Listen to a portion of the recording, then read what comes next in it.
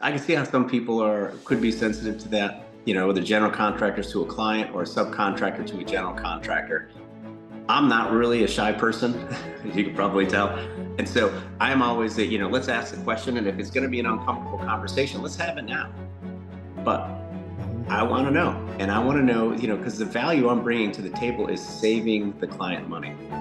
It's not going to cost the client money unless they don't want to do it the way that, our subcontractor, who's the expert in their field, is saying, if we do it this way, we'll be able to save money because we'll release the money early.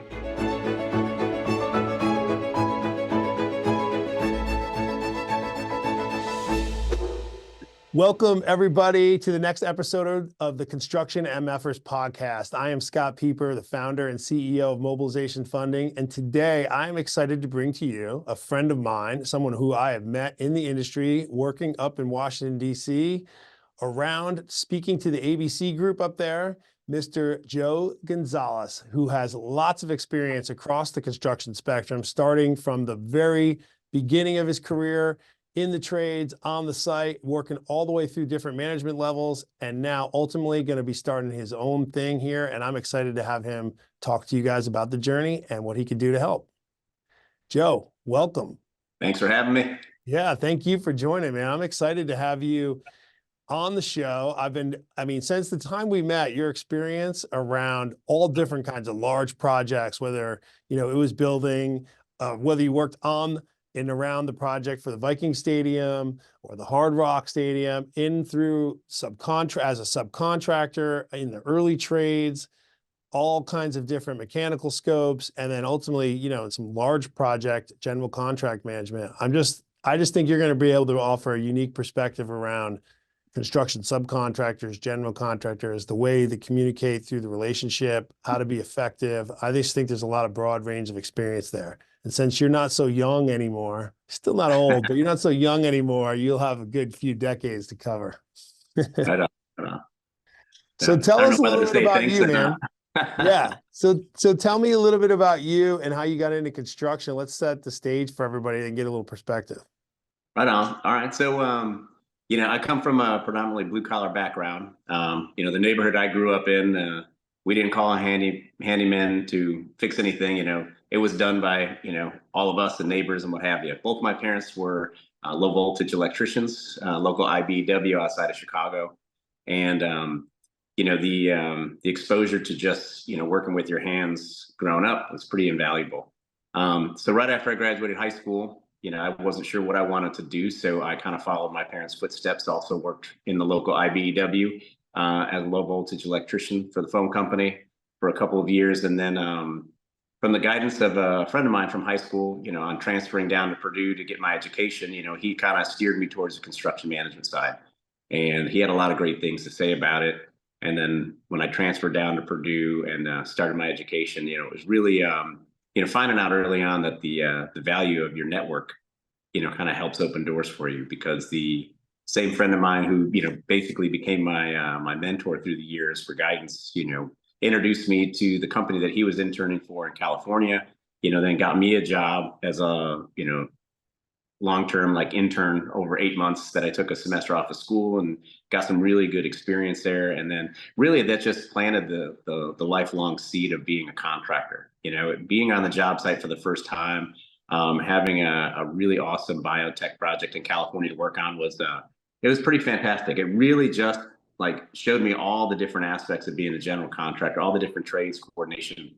And it was great. And then from that point on, every time I had provided a resume to somebody for a potential job or an internship, it was a no-brainer for them. This guy already has experience and this is what he's going to do. And so after I graduated, moved to Chicago, worked for a high-rise contractor there, which I thought was really great because, you do low-rise contracts to start with, and then all of a sudden you're building a 600-foot tall building, that's reshaping the skyline of Chicago.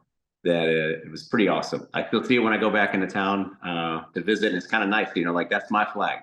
I got my flag up there. And then in early 2000, my wife and I decided to, for a change of scenery. Her sister lived out here in the Maryland, DC, Virginia area, and so we just kind of packed up and moved out here in 2002 and been out here ever since. Yeah, it's a great, I mean, you're in a great part of the country too. It's just outside DC, that Virginia, it's just beautiful there. When I came up to visit you, that just weather pattern is, you get all four seasons. It's pretty cool. You got lots of stuff going on.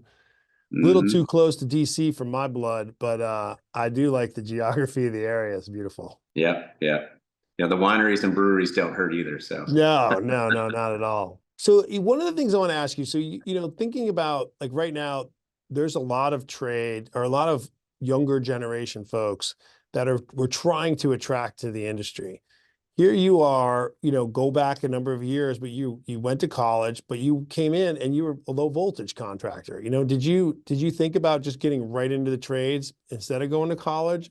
What made you think to go to college or not? And is there any wisdom you can apply there to today's day and age? I mean, I'm a big proponent of both. I'm having the conversation with my 16-year-old son now and whether or not he wants to go to college or he wants to join a trade. Because I mean, I did it, at 19 years old, making some really decent money. And, I've done the math for him. When I was, going on 2021, I was doing the math for myself. I'm making X amount of dollars per year right now, and I'm incurring no college debt. And if I keep going on this, I knew where the top pay was going to be. And then, cost of living index raises over the next, 30 years, which this year would have been my 30th year, in that industry had I stuck with it, which is crazy. And so I just did the math and just trying to figure out, okay, the upside to staying as as an electrician through the years, or if I go to college, if college does what it promises to do, what I thought in my mind promised to do, I'm going to catch myself sometime in my 40s. I'm going to pay off my college debt.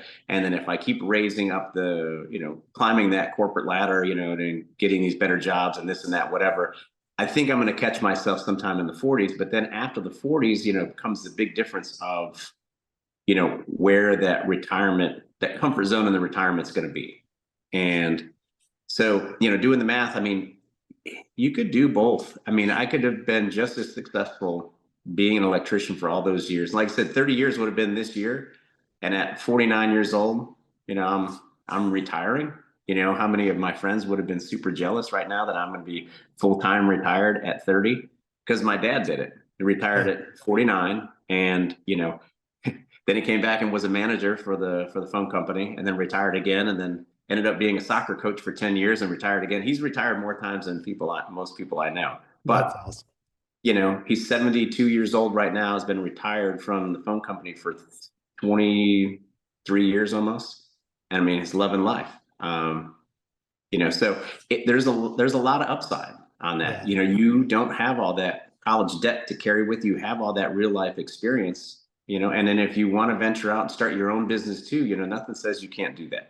Well, you have great perspective on both ends. And I think what you just talked about with your own son who's 16, and you said you did the math for him. Let's do the math. There's folks listening to this. Like, what is the math? Like, how does that math work? Like, what are the expectations in today's day and age? You come out here's your own son looking at go to college and it costs whatever. And you come in and you're going to earn X. What are those real numbers? So the way I look at that, and I like to look at it from an electrician's perspective here, in Northern Virginia, where I live in Loudoun County, is like the data center capital of the world. And electricians are in high demand because of all the data center work that's going on. And they basically can write their own checks. A lot of these guys are union outfits. And let's just say as an entry level person, Northern Virginia, they do pay well for what's out here. But let's just take it generically over a 5-year period of what most kids are doing in college these days when they try to figure out life. We'll just take 5 years, because 4 years is kind of like, I hope you get it done in 4 years so I don't have to pay the extra year. But let's say 5 years. At 5 years, at 18 years old, I become an electrician. And at those 5 years, I'm going to make an average, let's just say $75,000 a year, because I'm going to work overtime and this and that, whatever. I'm going to climb that ladder, maybe work less overtime, but I'm going to make more money. So then what's that, $375,000 in 5 years. I'm going to make that money. Okay. If I go to college, and let's just say, you have menial jobs for make ends meet, whatever, but all that aside, you're going to be spending, man, what is it? $35,000 a year in college. Let's just say, depending on where you're at. I haven't really done all the I mean, it could research be a on lot all more, of it could be less, but yeah, I Yeah. mean, 25 is a safe number to use, and it's probably a little low for a lot of people. Yeah. So you say you got like a decent, like, like going to Purdue, they haven't raised tuition in like 8 years. That's their kind of claim to fame right now. They're keeping it settled. But let's just say, $25,000 a year for easy math. So $25,000 a year times 5 years, you're talking you're $125,000 in debt over those 5 years, compared to the 18-year-old who got a job who has $375,000 earned. And the difference between that is $500,000 over 5 years, because I made 375 and you borrowed 125 or spent 125. So you have a $500,000 gap right from the beginning. And then you graduate from school, and let's just say you're making, $80,000 out of the gate when you get out of school. Okay. And then it's going to take you that time, to catch that up. As an entry level, you're making this, and then you're getting, some, decent raises. You're climbing that from say a project engineer to a senior project engineer, assistant project manager to project manager. After say 5 years out there, you're making $120,000 a year, or high-end project managers say $130,000 a year. But now as you add that up, but now as an electrician, I've been out there now 5 more years as well. I'm not making $75,000 a year. It's not uncommon for a lot of these guys to be making $150,000 and $200,000 a year. Where 5 years out of school, you're making $130,000. I'm making $200,000. But Yeah. am I working harder for it? Yeah, I put in 3,000 hours last year, not 2,000 hours. But I'm getting paid for every hour I work. Whereas a salaried employee at the average 2,080 hours per year, nobody whose salary works 2,080 hours per year. You're Right. probably still putting in 2,500 to 3,000 hours per year, especially at the beginning. So that electrician is still moving up there. And it's not until you get to those senior ranks, of the senior project manager, project executive, into the VP, that you're also getting bigger profit shares, that it's starting to make that big difference. And now you're starting to catch that electrician, but you're still chasing him. Yeah. You're And you're still chasing. 15 years in at this point, 10 Yeah. at least.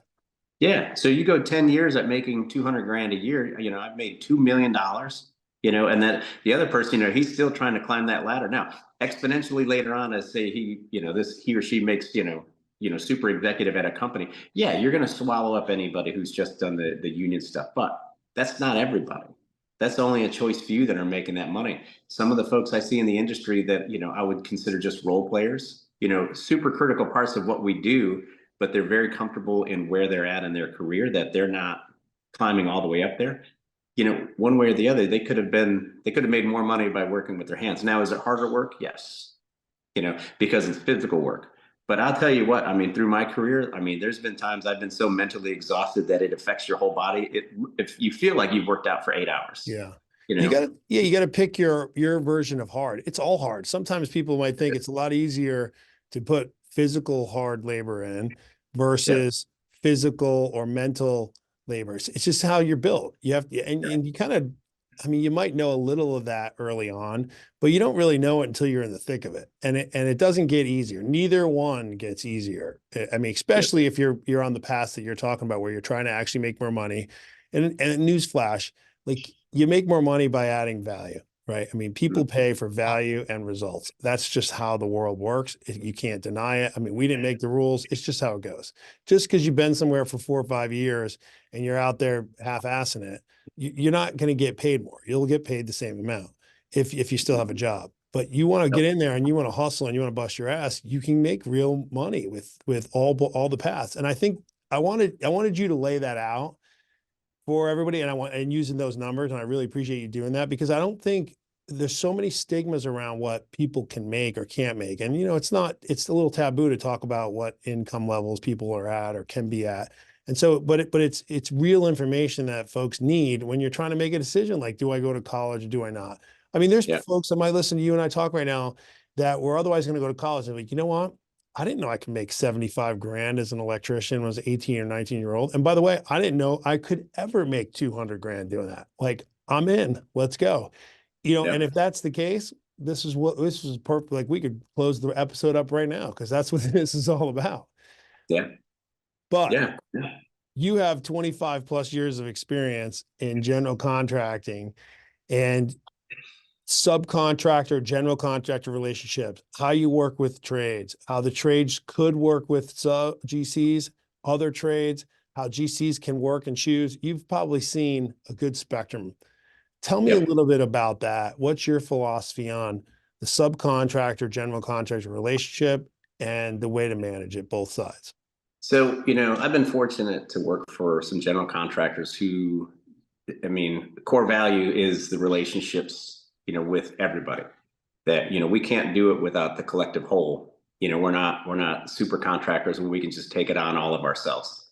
So with the subcontractors, some people look like, oh, they're our partners. And people are like, we're not really partners. Like, you're the general contractor, you're going to push me around the job site, and you're going to tell me what I need to do, and, yada, yada.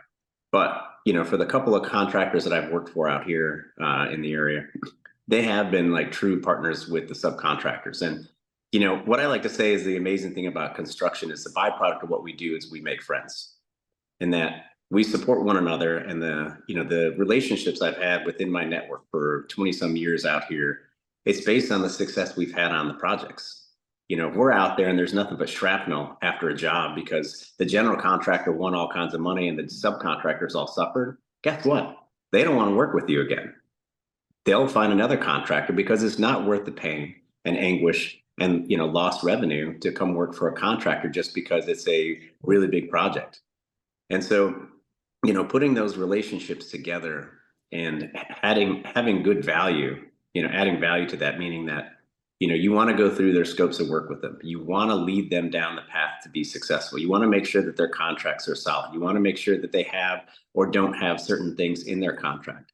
And if they don't, it hasn't been my philosophy through the years to try to stick it to them.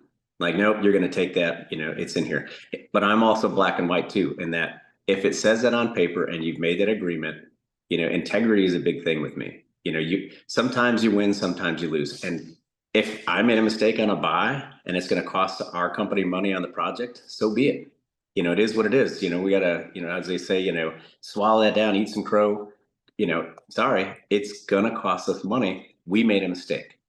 Yeah. Us making a mistake also, shows the contractor, hey, I got your back. I got your back. Joe, you mentioned a couple of things, like if it's in your contract or if it's not in your contract. What are some of the things that a subcontractor might leave out of a contract that they should be thinking about? Or that if you're a general contractor and you're looking at it, you're either hoping they don't bring it up, or you wish they would, or maybe you don't look at it at all, but you're like, these are the kinds of things you really should be paying attention to, because this is where everybody can either make or break, or this is where the confusions are. It's a good question, and when we do our scopes of work, one thing I like to lean on a lot is the expertise in the subcontractors. They're experts at their specific trades. We're general contractors because we generally know a little bit about everything, but they know a lot about their scope. They're experts. So when we are going through their subcontracts, I pay a lot of attention to their inclusions and their exclusions. But then, say for an example, one thing that I know that we like to buy in with subcontractors is sealing all of your own penetrations. If you are a plumber and you're poking through a wall with some PVC, and you're penetrating the fire and smoke seal to the corridor, you have to seal that. And whatever the case may be, anybody and everybody, electricians are poking through walls, low voltage poking through walls, ductwork poking through walls. You have to seal your penetrations. But we like to go through and really talk about that with the subcontractors. Like, okay, when we do the scope review, we have in here that you have in our scope, you are going to seal all of your penetrations. Like, yes. Like, okay, that means everything. Any of the shafts, fire smoke seal shafts, it's got to be a Hilti product or this product. It's got to be a certified product. The specifications show you what you have. You've got all that. Yes, we budgeted for that. Okay, good. Because then we like to take notes and record and share those meeting minutes with our subcontractors that they have that. Because maybe, a year down the road, we're telling them they have to seal those penetrations, and somebody who wasn't part of that process comes in and says, no, I don't have that. Like, okay, let's sit down. Here's the notes that we shared with XYZ. I know that person's no longer with your company, but this is what we bought from you. These are the meeting minutes that we had with them. This is where they agreed that you guys did have that, or vice versa. We don't have any record of it. I'm sorry, we didn't buy it from you. Let me add it to your scope, or let me find another subcontractor to do that, so you don't have to do that.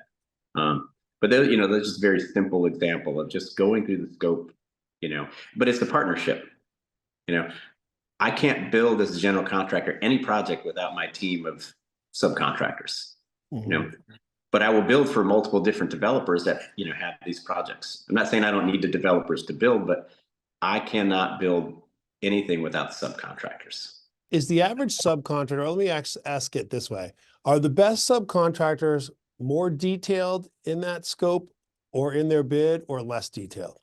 So the more detail that a subcontractor gives you, the more insight you have as a general contractor on what you may or may need to buy, may or may not need to buy from somebody else if they don't do that. For instance, from a plumbing subcontractor, that they're going to hook up all of the P-traps and everything into the sinks and the countertops, and they're also going to provide the bowl, but we're only providing the bowl. We're not installing the bowl to the countertop.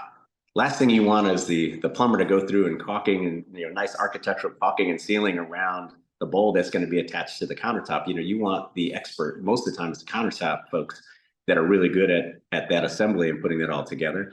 But you want those experts to do that work. Yeah, that makes sense. it does. As a general contractor, then, do you focus more with your subcontractor that is concentrated on, here's how I can perform, here's what I can do well, this is what I can't do well, and it's just open and transparent and what they need to perform? Or do you have a specific expectation that bare minimum is X and you need to be at least at this cognitive, like, specific level to be able to make this happen? Like, where do you fit in that? Yeah. As a So general contractor? the quality is, there's table stakes out there. Quality is one of those table stakes. If you're an expert at, say, drywall, I expect that drywall to be to the level of quality that the specifications in the contract requires. A level 3, level 4, level 5 drywall, on the finish is supposed to be. But as an expert in your field, it's reasonable for me to assume that you are really good at this because you are buying this scope from us. Now, from a general contractor too, we'll go through and, we vet the experience of our subcontractors to make sure that they can handle the project. We're not setting people up to fail. For instance, if a new drywall contractor comes into the DMV and they want to start growing their business here, but they don't have any experience, and we're looking into that, like, oh, would they have a lot of experience in Atlanta or Chicago or California? Okay, we need to research those projects to make sure that we have a very good subcontractor that wants to move to the area. So we'll interview past clients that they've built for, general contractors and developers, and see the level of quality that they have, and just kind of, all we're doing is vetting that subcontractor. And then what we also do, not just for the quality of the work that we're going to do, but the size. There's a lot of folks out there that really want to take on that big work and gain all this experience and gain all this huge backlog. But, the success could also be your demise in that, as a drywall contractor, you take on a $20 million contract, but last year you only did 15 million on all your contracts. So now you have all your eggs in one basket, and you don't have the manpower, you don't have the lines of credit, you don't have access to the funds that you need to perform because you haven't been in business that long, or this is just a bigger job than you've ever done, and you're not managing the finances well. It will put you out of business really fast. And so as a general contractor, it's really important that we are allowing our subcontractors to grow, but we're kind of like working together with them, like, okay, this might be a little bit too big for you, and it's going to be really risky for us if we give you this project. So let's talk about that a little bit. Subcontractors are always trying to find a way to have their bid stand out, right? Unless you're working on just great, solid relationships and you've done great work together, the bid matters a lot, right? The more work you perform together with other folks, the less your bid is probably going to matter. It always matters. Price matters. I don't mean the price doesn't matter, but what I'm saying is the quality of the presentation of the bid. So let's say you're a new subcontractor to a market or an area, or you're going to be new to someone that you'd like to work with. What are some of the things they can do in their bid to stand out to the general contractor? It's a good question. Being thorough and being thorough not only on your bid, inclusions, exclusions, but on your pricing and all of what you're going to provide. A lot of times, some of the best subcontractors will come to the scope meeting and they'll know the documents seemingly more than we do, at least for their own specific trade. Like they'll point out conflicts within the documents. Like, hey, I carried a paint color of this because it shows on the schedule with this and it shows here in this. However, this in the specification says I'm supposed to use Sherwin-Williams, but this one over here says it's got to be a Behr product. So I'm going to carry Sherwin-Williams because it's the more expensive of the two, but I think we should write an RFI to make sure that we're going to carry the right product so I can modify my price. We've had a lot of that from different subcontractors. Facade guys are great for that, on the different types of, say, metal panels or glass you want to use on a project. Curtain wall versus window wall at the storefront area on the ground floor. They bring a lot of different value to the project in ways to save money, ways to save time. And then, just jumping in there and rolling up their sleeves. Those are the best scope reviews that we have. That it's not just us trying to dictate to them what they have to do. It's them telling us what they need and what we could do to make the project better and for them and us to also be successful together. And those are the folks that come to the table with some really valuable information, because sometimes we don't have the job yet when we're getting the numbers from the subcontractor. So we're taking we're gathering some of that intel from the 65 different trade groups we have pricing on. And we're sending those notes to now the client saying, hey, Mr. Client, Mrs. Client, we have a lot of different questions and some different conflict that we want to go through in the project. Our bid is X amount of dollars. However, we have some really great value engineering items that could take this $100 million project to $95 million. And let's go through some of these. Maybe you won't take them all, but there's some real value in what our subcontractors have provided within our bid. And those subcontractors who value the relationship with you are giving you those morsels, those little tidbits, those acorns to trade with the owner. The owner may not give you the job, but he's already got the data that he can horse trade with another general contractor that he's trying to go with. Maybe their price is less, but you've already won part of that battle and being a trustworthy general contractor that's trying to help them save money. And even if your price isn't the best, we've been awarded projects on numerous occasions because we're not the lowest price, but we're the best value. Yeah. And you didn't mention price ever in there. You didn't say, oh, the one who gives me the best price, the one that gives me the best price. Nope. I think it's something I talk about all the time, that performance matters most. And I've heard it time and time and time and time again, whether it's from large subcontractors working with labor contractors or general contractors looking for great subs. It's always performance first and then value, performance and value. Now, the right price is going to be a part of that equation, but it's not the only one.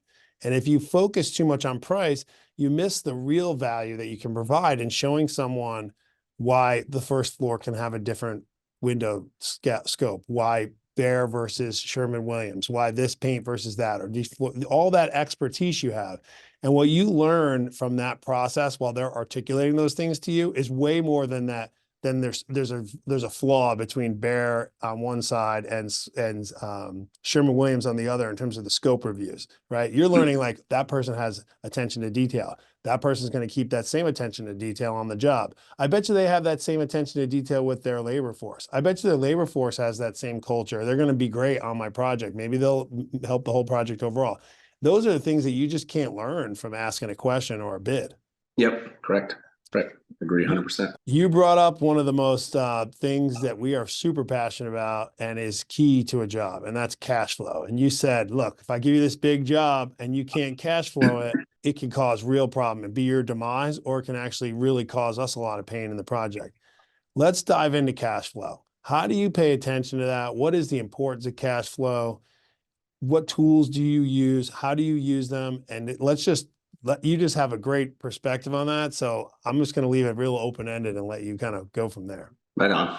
So cash flow, when we contract a new project, setting up what the final contract amount is, and then all the different trade groups of what you are buying those trades for, and then going through and doing the projections. So as a general contractor, fortunately I've worked for some really large, multi-billion-dollar type general contractors. So, I don't want to say cash flow isn't a problem with them. It is just a super well-managed process because it's such a massive amount of money coming and going in and out of a multi-billion-dollar company like that. But that the cash flow on a project basis is super key in that we want to educate our client on the expectations of what money they're going to need to borrow from their lenders and at the pace they're going to need to borrow that, because that lends into their the performance of their pro forma on how long they're going to have to carry and pay interest on those construction loans. So when we're doing a forecast for them, that our billing projections, for $100 million project, say, and just generically, if it's $100 million over 10 months, I'm going to bill you $10 million a month. That's easy peasy. I'm going to borrow $10 million a month the month after you bill me that, and I'm going to, pay those bills. But it's never that easy. The job, No. they slowly, and then they hit a high peak on the structure, then they slow down a little bit, and then a high peak on the facade, slow down a little bit, and then those finishes start ramping it back up a little bit. So it's a little parabolic on the billing projections, but it's super important for them to know how they're managing their funds that they're going to borrow and the interest rates they're going to pay and how long they're going to pay that, and then factors into when they're going to actually start making money after the project's finished, when people move in, and when that profit center becomes a profit center, not a liability. So from the general contractor side, getting that information from our subcontractors, how is it that you are going to bill on the project, Mr. Facade person? And that your submittals are going to cost X amount of dollars, then materials, stored materials, delivery, installation, the warranty, closeout, everything, buttoned up together, that, if they have a $1 million scope over that, $10 million, $100 million project, they're going to bill me, $100,000 a month. That's easy too. But knowing where we get all that information from them, pilot in on a month-by-month basis per trade group, and then share that with the client. It's super important for us to know also, especially if it's a long job, a 3-year job, we need to know how much profit we're going to book on an annual basis, so we can, marry that up with the parent, with the company as a whole, on how much all of our projects are going to bring in that year. So $100 million, say, over 3 years, and we're going to do $33 million worth a year at a, modest, 3% fee, 4% fee. We know that we're going to hit those targets. And sometimes we can be a little bit ahead, but the next year a little bit under, and then the final, we're right there at that even target.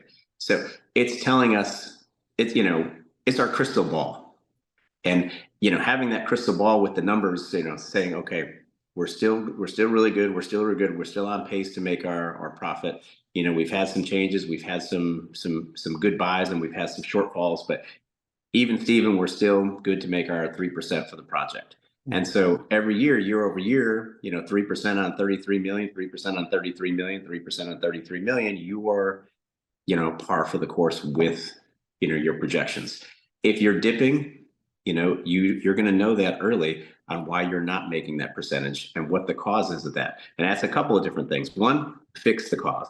Okay. 2, figure out how we could have fixed it before it happened, and then 3, educate those on the next project and what your shortfalls were, to make sure that we don't repeat the process. You want to repeat the successes, but you want to engineer out those failures so that it's easier to run your job with just success in mind, not failure. So now let's talk about, you talked about decisions. Let's take it to the subcontractor level. When you're managing your cash flow, what are the types of decisions that you can make, or you'll have the capability of making, when you have that information in front of you and readily available? Another good question. So a lot of the topics of conversation early on in a project are subcontractors asking, will the client pay for stored materials?